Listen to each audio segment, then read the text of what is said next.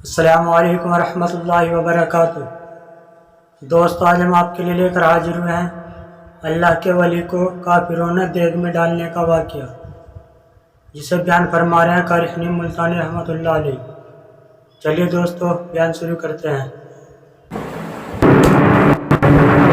آج صبح اگر یہ اعلان ہو جائے کہ فلاں جگہ ایک آدمی 5 روپے بھی آدمی تقسیم کرے گا تو صبح کی نماز سے پہلے لاکھوں آدمی جمع ہو جائیں گے، اس وجہ سے کہ میری آپ کی نظروں میں 5 روپے کی قیمت ہے، 5 آیتوں کی کوئی قیمت نہیں۔ میری اور آپ کی نظروں میں 5 روپے کی قیمت ہے، 5 رکعتوں کی رمضان میں قیمت نہیں ہماری نظروں کے سامنے۔ 5 روپے کامیاب نظر آتے ہیں اور 5 مرتبہ درود شریف پڑھنا رمضان میں اس کی قیمت کا، ان کے اجر کا، اس کے ثواب کا ہمیں اندازہ ہی۔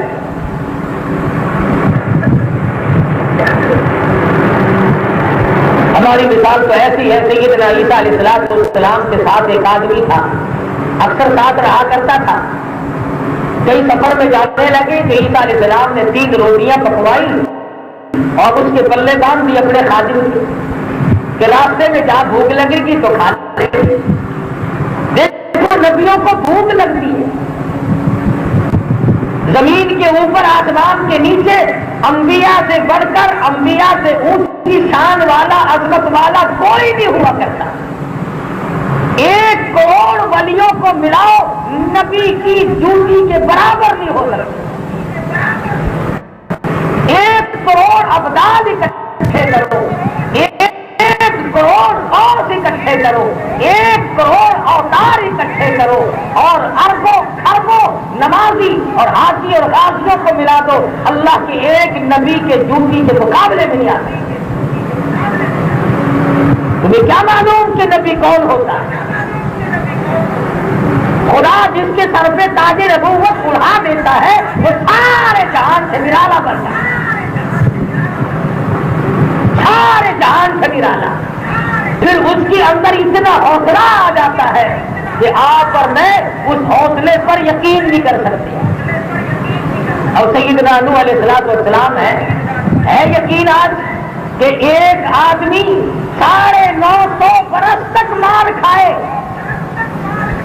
اور مار اس طرح کی نہیں کہ ایک پتھر کبھی لگا اور ایک روڑا کبھی لگا اور ایک کنکر کبھی لگی۔ تفسیریں اٹھاؤ قرآن کریم کی، علماء نے لکھا ہے اتنا پتھر برستا تھا کہ نوح علیہ السلام پیر سے لے کر سر تک پتھروں میں چھپ جایا کرتے، اور اتنا عالی حوصلہ ہوتا پیغمبر اتنے پتھر کھانے کے بعد پھر بھی اپنے گھر میں تشریف لے جاتے اور جھولی پھیلا کر دعا کرتے، الہی میں نے تیرا پیغام پہنچا اور لوگوں نے نہ مانا، اب میرا قصور ہے، میں پہنچانے کے قابل نہیں، میں جس طرح سے تیرا پہنچانے کا حق تھا نہیں پہنچا سکا، تو مجھے معاف کر دے۔ اتنے پتھر کھانے کے بعد بھی، اتنے زخم کھانے کے بعد بھی علماء نے لکھا ہے نوح علیہ السلام کی ہڈیاں ٹوٹ گئی، سارا بدن زخمی ہوتا تھا۔ اگلے دن پھر پتھر لگتے تھے اور پھر رات کو دعا کرتے تھے، الہی تو سچا، تیرا نام سچا، تیرا پیغام سچا، لیکن میں بندہ ہوں، میں صحیح معنوں میں پہنچا نہ سکا۔ کون اتنا حوصلہ لائے گا؟ نبی کا حوصلہ الگ، نبی کی شان الگ، نبی کا کردار الگ، نبی کا ایک ایک زندگی کا لمحہ الگ الگ ہوا کرتا ہے۔ اور اتنی شان والے پیغمبر ہیں، اگر ذرا سی کسی سے بھول ہوئی پھر گرفت بھی نرالی ہے۔ سیدنا آدم علیہ السلام کو جنت کے بیچ میں کھڑا کر کے لباس اتار لیا گیا۔ ساری کائنات کا ابا ہے، انسانیت کا ابا ہے، سارا جہان ان کی نسل سے ہے، لیکن باپ سے تھوڑی سی بھول ہوئی، جنت میں کھڑا کر کے ننگا کر دیا۔ پتا چلا اللہ کے دربار میں کوئی لحاظ نہیں۔ یہ جو تمہیں گھمنڈ لگا ہوا ہے نا، وہ کوئی نہیں، کلمہ گو ہے حسین، ہم کلمہ پڑھتے ہیں، داڑھی منڈوا کر پیشاب کی نالی میں بے شک پھینکتے رہے، رشوت لیتے رہے، جوا کھیلتے رہے، شراب پیتے رہے، حرام کھاتے رہے، رات دن کنجر کنجریوں میں زندگی کاٹتے رہے، اور بھی مسلمان ہیں، ہماری نجات سب سے پہلے ہو۔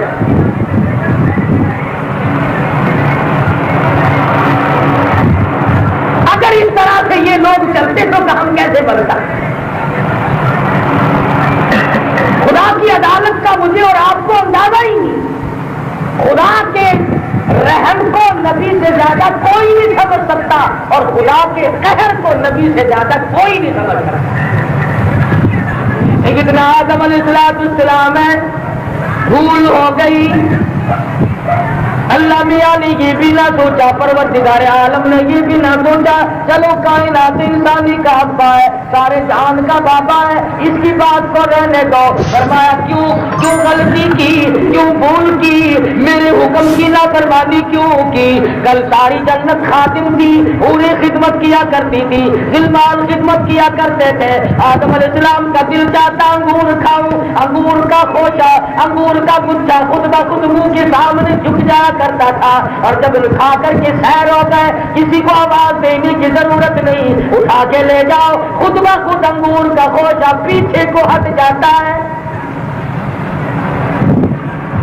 سونی چاندی کے محل سامنے ہے، زعفران کستوری کے بنے ہوئے محل ہے، دودھ کی نہریں بہ رہی ہیں، شہد کی نہریں بہ رہی ہیں، شرابن طہورا کی نہریں بہ رہی ہیں، آدم علیہ السلام موج کر رہے ہیں۔ اللہ پاک کی تھوڑی سی ناراضگی آئی، فرمایا اے آدم ٹھہر جا، لباس جنتی اتار۔ جنتی لباس کھڑا کر کے جنت میں اتار لیا۔ علماء کرام نے لکھا ہے حضرت آدم علیہ السلام درختوں کی طرف بڑھے، پتے توڑ کر اپنی شرمگاہ کو چھپاؤں گا، اپنے ننگ کو چھپاؤں گا، ہاتھ بڑھانے لگے، پتوں میں سے آواز آئی اے آدم پرے ہٹ جا، خبردار اگر ہاتھ لگایا تو ہم تو اس کے غلام ہیں جس پر مالک کائنات کی قریبی ہو۔ 300 برس تک ایک سجدے میں سر رکھ کر کے سیدنا آدم علیہ السلام نے آنسو بہائے۔ جاؤ جبل رحمت پہ جا کے دیکھو، خدا کی قدم رکھتی اتنے آنسو خود بخود آج بھی بہنے لگتے ہیں، جگر پھٹتا ہے۔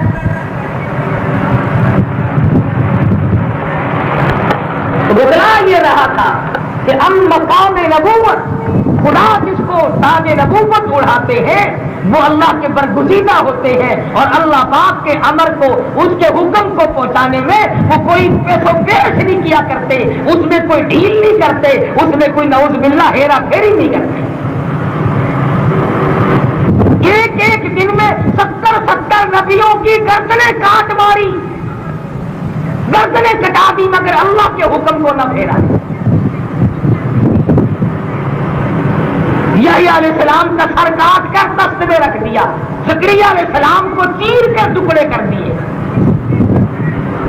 ابراہیم علیہ السلام کو چیخا میں پھینک دیا، یوسف علیہ السلام جیسے حسین و جمیل خوبصورت نبی کو کنویں میں دھکا دے دیا۔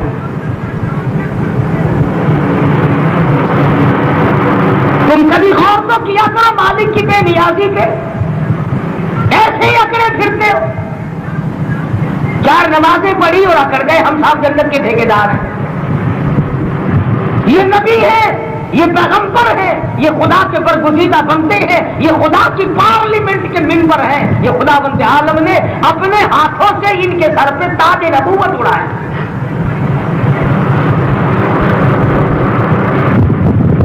میری تیری کیا ہستی؟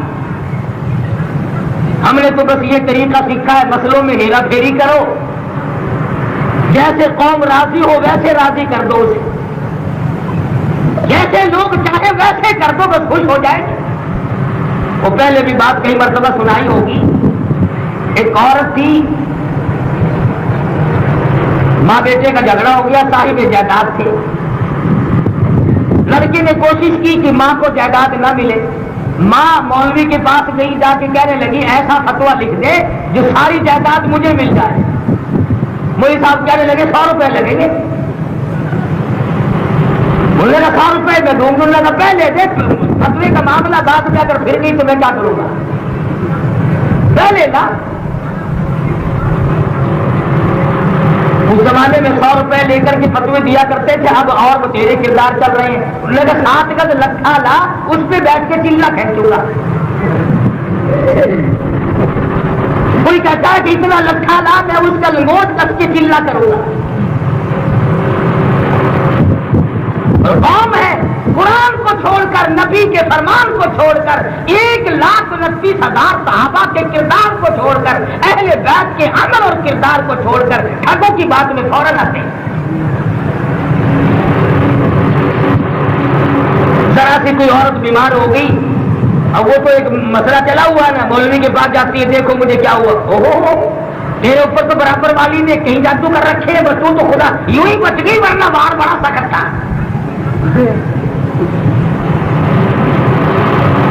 اس کا فوراً یقین جم جاتا ہے کہ مولوی صاحب سچ کہہ رہا ہے۔ اب وہ بیچاری وہاں جا کر کے فوراً منہ پھیلاتی ہے، پڑوس والی کہتی ہے بہن کیا حال ہے، انہوں نے کہا جا جا حال پوچھ رہی ہے، تو نہیں تو سب کچھ کر رکھا، فلانا مولوی کہہ رہا تھا۔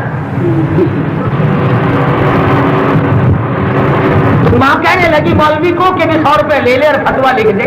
اس نے 100 روپے لیے، اس نے کہا پکا فتوا لکھنا، اس نے کہا ایسا لکھو کوئی نہ بدل سکے، ماں اغنا عنہ مالہ و ماں کا سب، سارا مال ماں کا ہے، ماں کا سب، سارا مال ماں کا ہے، ساری جائیداد ماں کی ہے۔ لوگوں نے قرآن میں سے نکال دیا ہم نے، انہوں نے کہا واہ مہربانی مولوی صاحب، یہ تو بہت پکا مسئلہ مل گیا، تب تک یہ تو مجھے بھی آتی ہے، پڑھ کے سنا دو۔ قوم نے قرآن کو چھوڑا، جس امت نے نبی کی تعلیم کو ٹھکرایا، پھر خود ذلیل ہو کے مری، دنیا میں کوئی اسے سنبھالنے والا نہیں۔ یہ سارا قرآن کریم قوم عاد کے واقعات سناتا ہے، قوم سمود کے واقعات پیش کرتا ہے، قوم لوط علیہ السلام کے واقعات بتلا رہا کہ دیکھو کیا حالات تھے ان لوگوں کے۔ جب بھی کسی قوم میں امت میں بدماشی پھیلی، وقت کے پیغمبر نے ان کو خبردار کیا، للکارا مگر نہ مانی۔ حضرت لوط علیہ السلام کی قوم میں بیماری پھیل گئی، لڑکوں کے ساتھ بدماشی کرنے، بڑا سمجھایا، بڑا سمجھایا لوط علیہ السلام نے، ظالمو یہ حرکت اچھی نہیں، بعد آؤ خدا کا قہر آئے گا۔ بس اللہ میاں نے فرشتے بھیجے کہ جاؤ اس پوری قوم کو برباد کر کے آؤ، اور خوبصورت لڑکے بنا کر کے بھیج دیے۔ بس وہ بازار میں سے گزرے تو سارا بازار پیچھے لگ لیا، سارا بازار پیچھے ہو گیا، دکانیں بند بھی نہیں کی، کھلی چھوڑ کر۔ وہ لوط علیہ السلام پیغمبر کے گھر میں آ کر کے بیٹھ گئے، انہوں نے بھی سمجھا یہ میرے مہمان ہیں۔ لوط علیہ السلام دروازے پہ تھے، اس نے کہا کہ ایک طرف ہٹو اور نبی ایک طرف ہو، لڑکوں کے پاس ہمیں جانے دو۔ اللہ کے نبی نے آواز دی میرے مہمانوں کی بے عزتی نہ کرو۔ قرآن کریم کی تفسیر میں موجود ہے، دروازے توڑنے لگے، دیواریں گرانے لگے، اللہ کی پیغمبر کا مکان اکھاڑنے لگے۔ ہم ان لڑکوں کو نہیں چھوڑیں گے، ہم ان کے ساتھ بدماشی کریں گے۔ لوط علیہ السلام کا تمام واقعہ قرآن مجید نقل کرتا ہے، فرمانے لگے قال یا قوم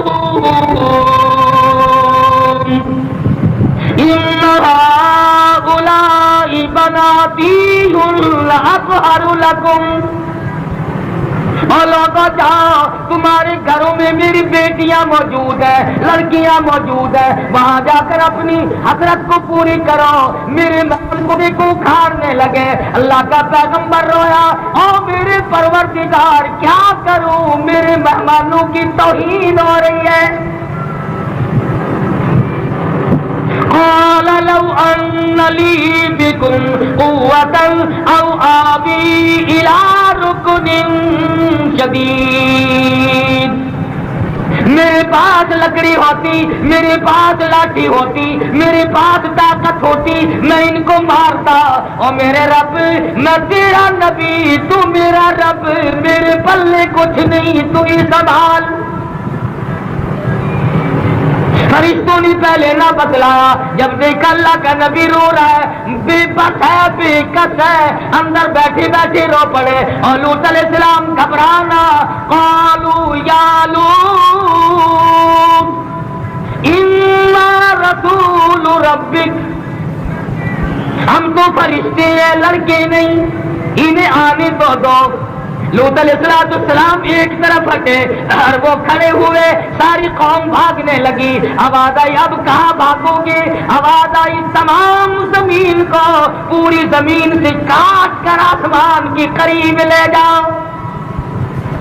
یوں زمین کٹی، آسمان کی طرف بستیوں کی بستیاں بڑھ رہی ہیں، اور آواز آئی لنرسل علیہم حجارۃ من طین مسومۃ عند ربک للمسرفین۔ پتھر برسے، نوکدار پتھر برسے، پتھروں پہ نام لکھے ہوئے تھے، یہ فلاں کو لگے، یہ فلاں کو لگے۔ آسمان کے قریب لے گئے اور وہاں جا کر پلٹ کر زمین پہ سارے علاقے کو، پوری قوم کو پھینک بدلا یہ رہا تھا کہ نبی کی بات جب بھی کسی قوم نے نہ مانی وہ قوم برباد۔ امام الانبیاء محبوب کبریا حضرت محمد مصطفیٰ صلی اللہ تعالی علیہ وسلم نے رو رو کر ایک عرصے تک دعائیں مانگی، الہی امت کے بارے میں دعائیں مانگی۔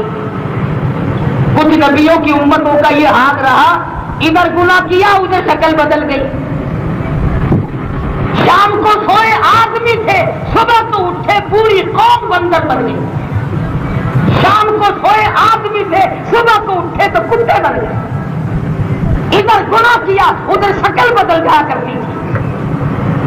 اللہ کے لاڈلے پیغمبر حضرت محمد عربی صلی اللہ علیہ وسلم نے رو رو کر دعا کی، الہی اے میرے پروردگار، فرمایا او میرے نبی مانگو کیا مانگتے ہو؟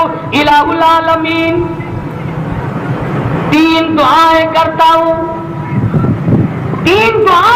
ہوں۔ پہلی دعا تو میری یہ ہے کہ میری امت کی شکلیں نہ بدلیں۔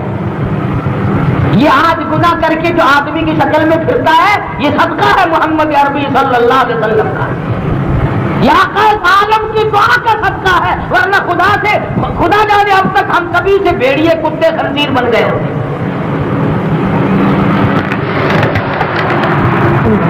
اللہ میاں نے قبول فرما لی۔ دوسری دعا کی الہ العالمین، میری امت کو یکدم عذاب دے کر، پوری امت کو یکدم عذاب دے کر برباد نہ کیا جائے، جیسا کہ قوم عاد کا نام و نشان مٹا دیا، قوم سمود کا نام و نشان مٹا دیا، لوط علیہ السلام کی قوم کا ایک بچہ باقی نہ بچا، سب کو مٹا کے رکھ دیا۔ دعا کی اللہ کے نبی نے اس طرح سے میری امت کو برباد نہ کیا جائے، اللہ پاک نے یہ بھی قبول فرمایا۔ مالک کائنات کے حضور میں مدنی کریم صلی اللہ علیہ وسلم نے پھر رو رو کر کے دعا کی، پھر عاجزی کی۔ سیدہ عائشہ صدیقہ رضی اللہ تعالیٰ عنہا فرماتی ہے بالخصوص رمضان المبارک میں اتنی دعائیں فرمایا کرتے تھے، چاند نظر آتے ہی حضور کا رنگ پیلا پڑ جاتا تھا، رنگ فق ہو جاتا تھا، گھبراہٹ سی طاری ہو جاتی تھی۔ سیدہ عائشہ صدیقہ فرماتی ہے میں نے پوچھا یا رسول اللہ میرے ماں باپ آپ پہ قربان ہو جائے، کیا بات ہے یہ گھبراہٹ کیسی؟ فرمایا او میری عائشہ، رحمتوں والا مہینہ آ گیا، خیر و برکت والی گھڑیاں راتیں آ گئی، جو اس میں بھی محروم رہ گیا وہ مہر آ گیا۔ مجھے اس امتی کا فکر ہے جو رمضان میں بھی اپنی بخشش نہ کرا سکا، جس کی مغفرت رمضان کے مہینے میں بھی نہ ہوئی، خیر و برکت والے مہینے میں بھی نہ ہوئی، اتنی بڑی کریمی کا دریا بہ رہا پھر بھی نہ ہوئی۔ حضور فرماتے مجھے اس کا غم ہے۔ ساری رات قدم مبارک ورم کر جاتے تھے، سوجن آ جاتی تھی عبادت کرتے کرتے۔ تیسری دعا بھی کی تھی اے میرے پروردگار امت کے گناہوں کو یہی فوراً معاف کر دیا جائے. جواب ملا میرے نبی یہ میرے اصول کے خلاف ہے, یہ فیصلہ میری عدالت ہے. دنیا میں یکدم برباد نہیں کروں گا, میرا وعدہ آپ سے. شکلیں نہیں بدلوں گا, میرا آپ سے وعدہ. وما كان الله ليعذبهم وأنت فيهم, جب تک آپ ان لوگوں میں موجود ہیں میرا کوئی عذاب نہیں آئے گا. حضور نے پھر دعا کی, الہی میری بات بھی میری امت کی حفاظت فرما. آواز آئی وما كان الله معذبهم وهم يستغفرون. جب تک قوم امت استغفار کرتی رہے گی اور میرے محبوب میرا وعدہ میں برباد نہ کروں گا. وبالاسحار هم يستغفرون. وہ قوم کامیاب ہے جو صبح کو استغفار کرتی ہوئی اٹھتی ہے. وہ قوم کامیاب ہے جو صبح کو استغفار کرتی ہوئی اٹھتی ہے, استغفار کرتے ہوئے سو جاتے ہیں, اللہ سے معافی مانگتے ہوئے سو گئے, اللہ سے معافی مانگتے ہوئے اٹھ گئے. آج چھوٹے بڑے امیر غریب حاکم و محکوم اللہ کا نام نصیب, گانا سنتے سو گئے, گیت گاتے اٹھ گئے. اور پھر مجھے بھی اور آپ کو بھی سب کو شکوا ہے کہ خیر نہیں برکتیں اٹھ گئی. ارے اٹھ کہاں گئی, ہم نے دھکا دے کر برکتوں کو نکال دیا, ہم نے رحمت کو گھر سے نکال دیا. خیر ہم نے نہ چاہا. صبح کو ممتاز آباد میں اعلان کر دو کہ قاری حدیث کے پاس جو مسجد میں بیری کھڑی ہے, ایک آدمی کو ٹی بی کا بخار تھا, اس نے 3 پتے چبائے, بالکل تندرست ہو گیا. یقین جانو 3 دن میں بیری کا ٹنڈا ہو جائے تو اس کا نام بدل جائے. ایسی باتوں کے پیچھے بڑے جلدی پڑتے ہیں. درختوں کے پتے دبا کر بیماریاں کاٹتے ہو, قرآن پڑھ کر بیماری نہیں لگتی. آج بتا دو کہ فلاں جگہ ایک آدمی بیٹھا ہے اور وہ یوں کرتا ہے, پھر دیکھو لائن لگی. قرآن کو چھوڑ دیا, اللہ کی کتاب سے اعراض کیا. یہ تو خدا بند کریم کا کرم ہے. انگریز نے قرآن کو مٹانا چاہا مگر وہ بھی نہ مٹا سکا. انہوں نے ایک ترکیب بنائی تھی. ہندوستان میں جب انگریز آیا, جتنے قرآن مجید ملتے اس زمانے میں چھاپے خانے تو تھے نہیں, یا تھے تو بہت کم مقدار میں تھے, کسی اور صورت کے تھے. جیسے آج سہولت ہے وہ کہاں تھی. قرآن مجید خریدنے لگے انگریز اور جلا دے, خریدے اور جلا دے, خریدے اور جلا دے, تاکہ قرآن ختم ہو جائے, مسلمانوں کے پلے قرآن نہ رہے. وہ یوں کرتے کرتے پانی مت آ گئے اور انہوں نے قرآن کریم وہاں خریدنے شروع کیے. تو کوئی آدمی کہنے لگا بڑے پاگل ہو تم, سنا انگریز بڑا کلمت ہوتا ہے, تم جیسا بے وقوف تو کوئی بھی نہیں. اس نے کہا کیوں, کہ کس لیے جلا رہے ہو, کہ قرآن ختم ہو جائے. انہوں نے کہا چل ذرا یہاں بیٹھو. انہوں نے 6-7 سال کے کئی لڑکے بلوائے اور تھوڑا تھوڑا ملا کر سارا قرآن کریم بچوں سے پڑھوا دیا. انہوں نے کہا کیسے مٹاؤ گے وہ لوگ, یہ تو مسلمانوں کے دلوں میں بسا ہوا ہے, یہ نہیں مٹ سکتا. یہ تو سینہ بسینہ چل رہا ہے, اس کو مٹانے والے مٹ گئے, یہ کبھی نہیں مٹے. تو انگریز نے ہتھیار ڈال دیے اور کہا بالکل ٹھیک ہے, اللہ کی کتاب قرآن کریم ہے, اسے کوئی نہیں مٹا سکتا. دلی میں انگریز جب آیا تو انہوں نے مناظرے کیے علماء سے. وہاں سے وہ پادری لاتے تھے اور وہ مقابلہ کیا کرتے تھے علماء سے. وہ ایک دن پادری کہنے لگا مولوی کو کہ بھئی میں اور آپ باتیں کرتے رہتے ہیں, لوگ ان پڑھ ہیں, علم ہے نہیں, فیصلہ نہیں ہوتا. کل ایسا کرو آپ اپنا قرآن کریم لائیں, میں اپنی انجیل لاؤں گا اور یہاں دلی کے چاندنی چوک میں آگ جلائیں گے. میں انجیل اس میں پھینکوں گا, آپ قرآن مجید اس میں ڈالنا. جس کی کتاب جل جائے گی وہ جھوٹا, جس کی باقی رہ جائے وہ سچا. بات طے ہو گئی. شاہ عبد العزیز دہلوی رحمۃ اللہ علیہ کو پتا چلا کہ بھی یہ بات طے ہو گئی. فرمایا تم نہ جانا, مجھے لے کے چلنا. شاہ عبد العزیز دہلوی رحمۃ اللہ علیہ کو ساتھ لے کر آئے. انگریز کہنے لگا مولانا اپنا قرآن لاؤ. اس نے کہا کیا کرے گا, اس آگ میں ڈال لیں گے, میں انجیل ڈالوں گا, آپ اپنا قرآن ڈال لیں. وہ انجیل کو کوئی ایسا مسالہ چپکا کے لایا تھا جس کو آگ نہ جلائے. انگریز کے پاس اور ہے کیا؟ مسالہ ہی مسالہ ہے نا سارا. انگریز نے مسالے ہی لگائے. یہ دیکھو نا ہمارے نوجوانوں کی شکلوں کو مسالے لگا دیے, عورتوں کی شکل کو مسالے لگا دیے. آج کل بازار میں جا کے دیکھو کپڑے کی خریداری اتنی نہیں اور اتنا زیور زور سب ختم ہو گئے, سارا زور سرخی پاؤڈر پہ لگا ہو. یہ مسالہ ہی ہے نا سرخی پاؤڈر, اور کیا ہے یہ؟ پورے پاکستان کی عورتیں انگریز کے بنائے ہوئے مسالے کے پیچھے لگ گئی. تو وہ انگریز انجیل کو مسالہ لپیٹ کے لایا تھا. حضرت شاہ صاحب بڑے سمجھدار سے فرمایا بھائی انجیل بھی اللہ کی کتاب ہے, اس نے کیا خطا کی, اور قرآن کریم بھی اللہ کی کتاب ہے, اس نے کیا خطا کی.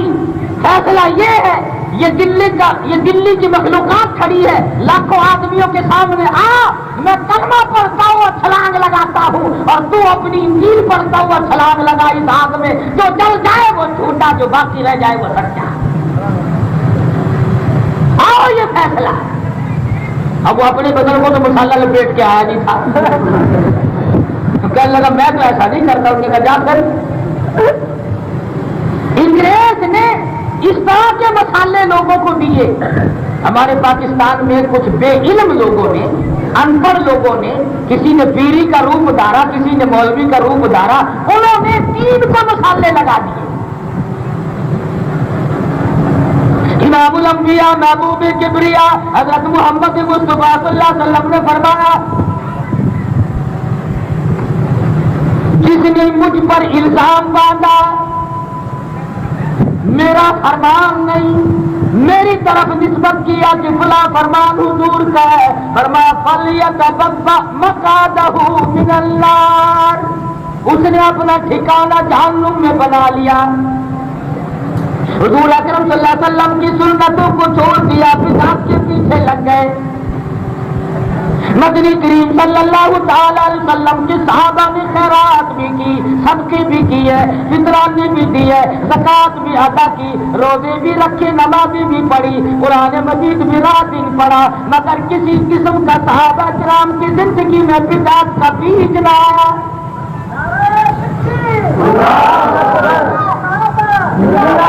یہ تو اب آ کر کے تمام سنتیں دو کھانا اللہ نام پر دو, کسی عزیز رشتے دار کے روح کے اصال ثواب کے لیے, جب تک اس پہ ختم نہ پڑو کہ وہ پہنچتا ہی نہیں. اچھا اگر کپڑا دے دیں پھر کپڑے میں تو کوئی ختم نہیں پڑتا, پھر وہ تو بیچ میں لٹکتا ہے نا. ایک آدمی نے اپنی والدہ کے اصال ثواب کے لیے مسجد میں بجلی کا ٹیوب ویل لگوا دیا. اب مسئلہ تو یہ ہے کہ جب تک وہ ٹیوب ویل پانی دے گا لوگ وضو کریں گے, ادھر تو سجدہ کرے گا, ادھر اس کی ماں کی خبر ٹھنڈی ہوگی. مگر اس ٹیوب ویل پہ تو فاتحہ کبھی کسی نے نہیں پڑھی, اس پہ تو ختم کبھی کسی نے نہیں دیا. اسی طرح اگر کسی نے اصال ثواب اپنے والد کے لیے, بیوی کے لیے مسجد کی دیوار بنا دی, چھت بنوا دی, فرش بنوا دیا, کوئی چیز بھی اس طرح سے صدقہ خیرات کیا, کنواں بنوا دیا, سرائے بنوا دی, تو کبھی کسی نے ختم نہیں پڑا, تو پہنچے گا کیسے؟ اور ملا بڑا ڈنگی ہوتا ہے, 40ویں دن آتا ہے کہ آج روح نکالنے آیا ہوں میں, تو اس دن اسرائیل تھیلا خالی لے گیا. بڑے میاں کی روح تو آج نکل رہی ہے, اس دن فرشتہ کیا کرنے آیا تھا, اور اگر روح آج تک تھی تو اسے قبر میں کیوں پہنچایا؟ لوگ یہ کونے میں چپکی رہا ہے, کونے میں ایک لگی ہوئی ہے تیرے کونے میں جو چپک گئی روح, جو کہ دروازے سے کسی بچے کو نہ کھڑا ہونے دینا, روح کی چکر نہ بچ جاتے. حضرت سعد رضی اللہ تعالیٰ عنہ صحابی ہے مدنی کریم صلی اللہ علیہ وسلم کا. عرض کے یا رسول اللہ میری اماں فوت ہو گئی, میں اس کو کوئی فائدہ پہنچا سکتا ہوں؟ فرمایا ہاں, کنواں بنوا, لوگ پانی پیئیں گے, ادھر لوگوں کی اکڑیوں کو ٹھنڈ پڑے گی, ادھر تیری ماں کی قبر ٹھنڈی ہوگی. تمام مسائل سامنے ہے.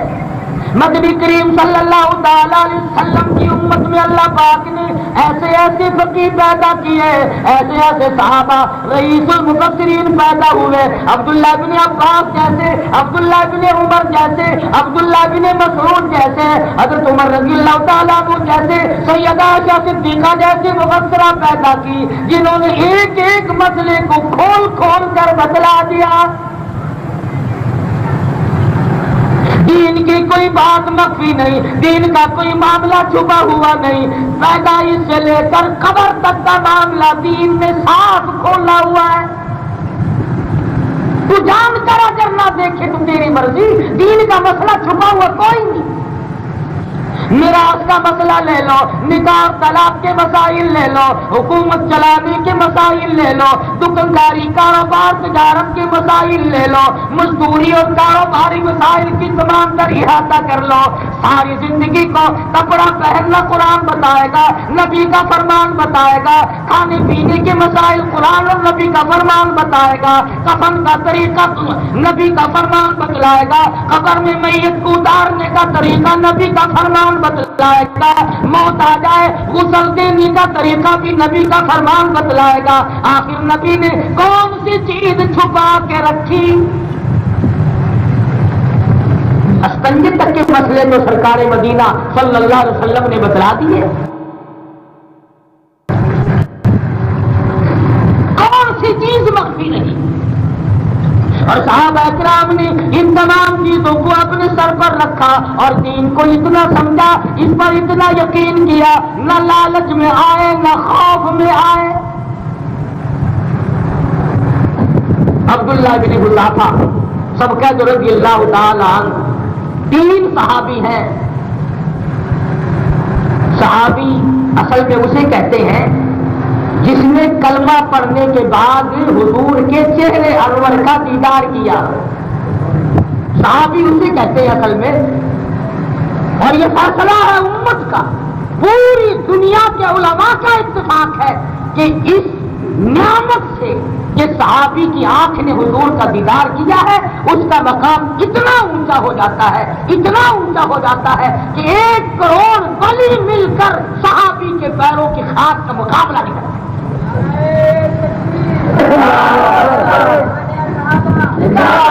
اس لیے کہ اس کو وہ جو نعمت ملی مدنی کریم صلی اللہ علیہ وسلم کا دیدار کرنے کی، کلمہ پڑھنے کے بعد ایمان ملا اور دیدار ملا، اس کا مقابلہ کوئی نہیں کر سکتا۔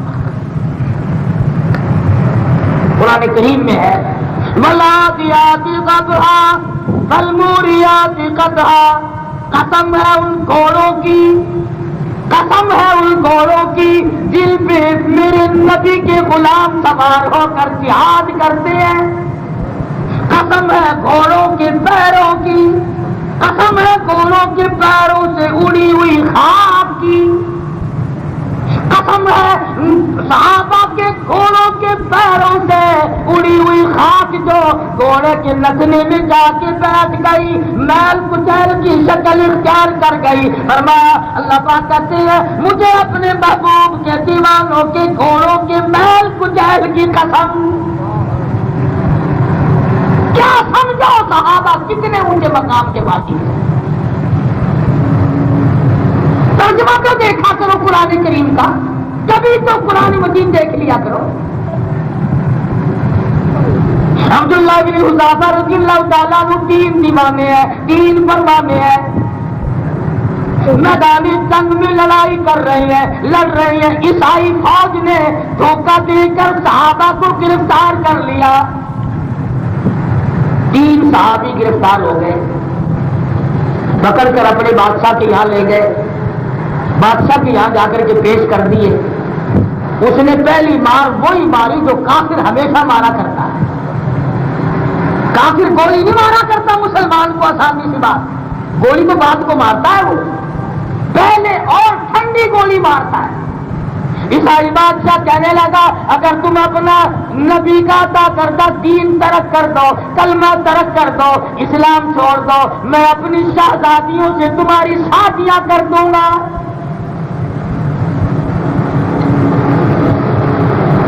وہ تو نبی کی نگاہ کے رنگے ہوئے لوگ تھے، میرے تیرے جیسے ہوتے نا، اچھا جی بڑی مہربانی، ہم اس لائق تو ہے نہیں، یہ تو آپ کی قریبی ہوئی بس۔ وہ نبی کی نگاہ کے رنگے ہوئے تھے، خدا کی قسم ان کا امام نبی تھا، یہ نبی کے مقتدی تھے، یہ ان کا پیر نبی تھا، کالی کملی والا ان کا پیر تھا، یہ نبی کے مرید تھے، یہ شاگرد تھے، استاد ان کا محمد مصطفیٰ صلی اللہ علیہ وسلم تھے۔ صحابہ میں سے عبداللہ بن حذافہ کھڑے ہوئے، فرمانے لگے ہمارے نبی نے جنت میں جن حوروں کا ہم سے وعدہ کیا ہے وہ حوریں تیری شہزادیوں سے لاکھوں زیادہ درجے زیادہ حسین ہے۔ نعرہ تکبیر، نعرہ صحابہ، ہمیں اپنے نبی کے فرمان پہ یقین ہے، ہمیں اپنے نبی کی زبان پہ یقین ہے، لہذا ہمارے نبی نے جو وعدہ فرمایا ہم اس کو سچا جانتے ہیں، ہم تیری شہزادیوں کے منہ پہ تھوکنے کو بھی تیار ہیں۔ یہ تو تھی عورت والی گولی جس کے پیچھے ہمارا پاکستان فوراً ٹھنڈا ہو جاتا ہے، ہاں ٹھنڈی گولی ہے نا، بات سے یوں گزر رہا ہو نا، لیڈی ذرا سی یوں منہ کھول کر اگر دو ڈنگری دکھا دے نا تو لیڈے کا دن کٹ گیا سارا۔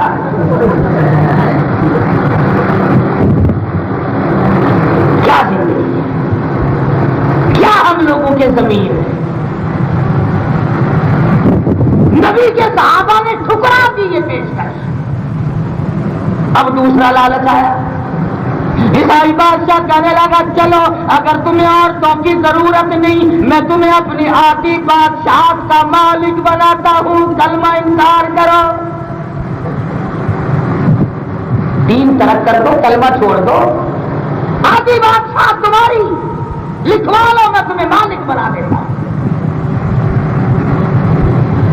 وہاں بھی اگر ہم جیسا کوئی ہوتا نا، اچھا جی جناب کی بڑی بڑی مہربانی، ماشاءاللہ بڑے سخی ہیں آپ۔ صحابہ کرام نے اس پیشکش کو بھی ٹھکرا دیا، فرمایا محمد عربی صلی اللہ علیہ وسلم نے جس جنت کا ہم سے وعدہ فرمایا وہ تیری پوری بادشاہ سے 100 گنا زیادہ بڑی ہوگی۔ تیری بادشاہت میں اینٹ اور پتھر کے مکان ہے، اللہ کے نبی نے جس جنت کا ہم سے وعدہ کیا اس میں سونے چاندی کی اینٹوں کے مکان ہے،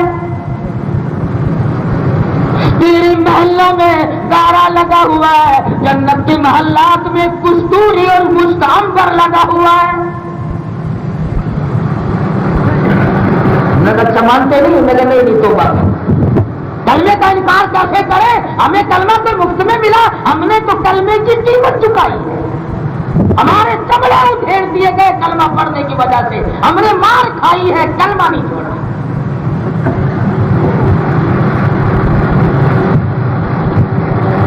آج تو یہ تبلیغی جماعت والے ساتھی اگر کسی کو کہہ دینا کہ بھائی جان اپنا کلمہ سنا دے میرا سن، اچھا تسی میں کافر سمجھ دے ہو، تسی میں سکھ سمجھا ہے، او بھائی جان کلمہ سنا دے تیرا بھی صحیح، اچھا تو سانو بغیر کلمے نے سمجھی پھرنا۔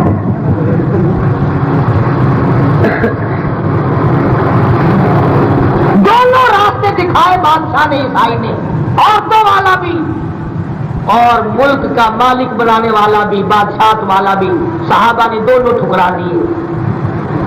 اب تیسرا نمبر آیا جو کافر کی عادت ہوا کرتی ہے، انہیں کہا پکڑ کے لے چلو میدان میں، ان کا علاج کرتے ہیں، ان کو جلا کر ختم کرو۔ پتا ہے جان کتنی عزیز ہے، ہاں اگر کوئی یہ کہہ دے نا سیدھا تجھے گولی ماروں گا، پھر پتہ چلتا ہے کہ سیدھا کس طرح ہو جاتا ہے۔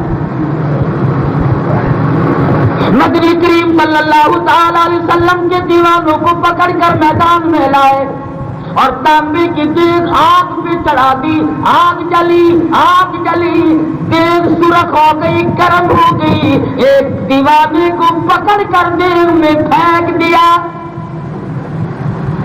کھال جل گئی، گوشت جل گیا، ہڈیاں جل کر راکھ ہو گئی، مگر صحابہ کہتے ہیں جب تک دم میں دم رہا دیگ میں سے برابر کلمے کی آواز آتی رہی۔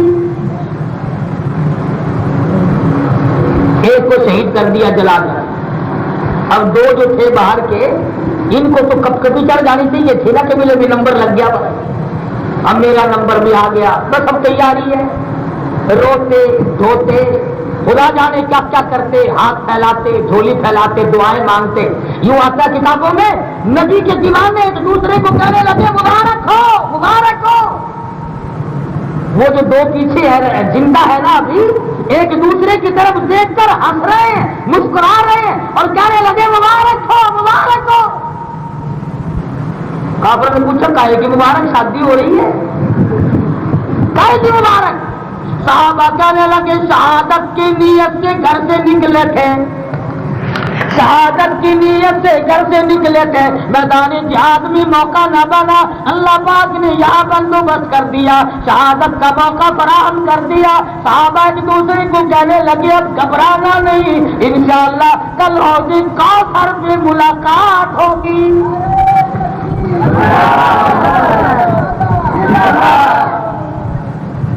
قرآن کریم کی قیمت ان لوگوں سے جا کے پوچھو. مدینہ منورہ ہے، اللہ پاک ہر مسلمان کو زیارت نصیب فرمائے. لوگ کاروبار کر رہے ہیں، دھندا کر رہے ہیں. حضرت ابو ہریرہ رضی اللہ تعالیٰ عنہ مدینے کی بازار میں دوڑ لگاتے پھرتے اور کہنے لگے چلو چلو چلو مسجد نبوی میں حضور کی میراث تقسیم ہو رہی ہے، حضور صلی اللہ علیہ وسلم کی جائیداد تقسیم ہو رہی ہے، حضور اکرم صلی اللہ علیہ وسلم کی میراث تقسیم ہو رہی ہے، مسجد میں چلو. اب وہ کیوں کا تو وہ زمانہ تھا نہیں نا کہ کیسے اور کیا ملے گا اور کون دے گا اور کیا ہوگا. سارے صحابہ اپنا دھندا چھوڑ کر حضور کی مسجد میں آ گئے. اللہ تعالیٰ سرکار مدینہ صلی اللہ علیہ وسلم کی مسجد کی نماز ہر مسلمان کو نصیب فرمائے. سارے صحابہ آ گئے، وہاں آ کے دیکھا کچھ صحابہ قرآن کریم پڑھ رہے ہیں، کچھ سن رہے ہیں. ابو ہریرہ کو بلا کے کہنے لگے او بھلے آدمی، تو کہتا تھا کہ وہاں تو کچھ بٹ رہا ہے، یہاں تو کچھ بھی نہیں. لگا ہے نظر تو آتا نہیں، دانا نہیں، غلہ نہیں، کپڑا نہیں، سونا نہیں، چاندی نہیں، پیسہ نہیں، ٹکا نہیں، حضور کی جائیداد کیا تقسیم ہو رہی ہے. تو انہوں نے کہا یہ جائیداد میری تیری ہے. یہ جو قرآن کریم صحابہ کی طرف اشارہ کیا ابو ہریرہ نے، فرمانے لگے یہ جو پڑھ رہے ہیں اسے یاد کر لو، رب ذوالجلال کی قسم شہنشاہ کائنات کی یہی جائیداد ہے، یہی ورثہ ہے، یہی ترکہ ہے، یہی وہ چیز ہے جو کامیاب کرے گی. اور یہی وجہ تھی کہ صحابہ اکرام کوشش کرتے تھے کہ جب موت آئے تو قرآن کریم کی تلاوت کرتے ہوئے موت آئے. حدیث پاک میں آتا فرمایا نبی کریم صلی اللہ علیہ وسلم نے کچھ آدمی میدان حشر میں اٹھیں گے، ان کے منہ سے کستوری کی خوشبو آ رہی ہوگی. لوگ کہیں گے الہی یہ کون سی امت کے نبی ہے، سارا میدان محشر مہک اٹھا، ایسی خوشبو ان کے منہ سے آ رہی ہے. جواب ملے گا نبی نہیں، سرکار مدینہ صلی اللہ علیہ وسلم کی امتی ہے. یہ وہ لوگ ہیں جو قرآن مجید ساری عمر پڑھا کرتے تھے، دل پڑھتے تھے، رات پڑھتے تھے، یہاں تک کہ اللہ نے مقدر اچھا کر دیا، پڑھتے پڑھتے موت آ گئی. اور یہ فیصلہ لکھ کر لے جاؤ آج قاری حنیف کی زبان سے، میں قبر میں ہوں گا انشاءاللہ تم یاد کرو گے کہ جس حالت میں کوئی مرے گا اسی حالت میں قیامت میں قبر سے اٹھے گا. قرآن پڑھتا ہوا مرا تو قرآن پڑھتا ہوا اٹھے گا، درود شریف پڑھتا ہوا مرا تو درود شریف پڑھتا ہوا اٹھے گا، کلمہ پڑھتا ہوا مرا تو کلمہ پڑھتا ہوا اٹھے گا، گیت گاتا ہوا مرا تو گیت گاتا ہوا اٹھے گا، گالی بکتا ہوا مرا تو گالی بکتا ہوا اٹھے گا، شراب پیتا ہوا مرا تو شراب پیتا ہوا اٹھے گا، زنا کرتا ہوا مرا تو زنا کرتا ہوا اٹھے گا، حرام کھاتا ہوا مرا تو حرام کھاتا ہوا اٹھے گا. کیا خوش نصیب ہے وہ لوگ جو. دوستوں بیان پسند آیا تو لائک کریں، ویڈیو کو شیئر کریں، اور جو ہمارے چینل پر پہلی بار آئے ہیں وہ چینل سبسکرائب کریں. کل پھر ملتے ہیں ایک اور بیان کے ساتھ. کل تک کے لیے اللہ حافظ.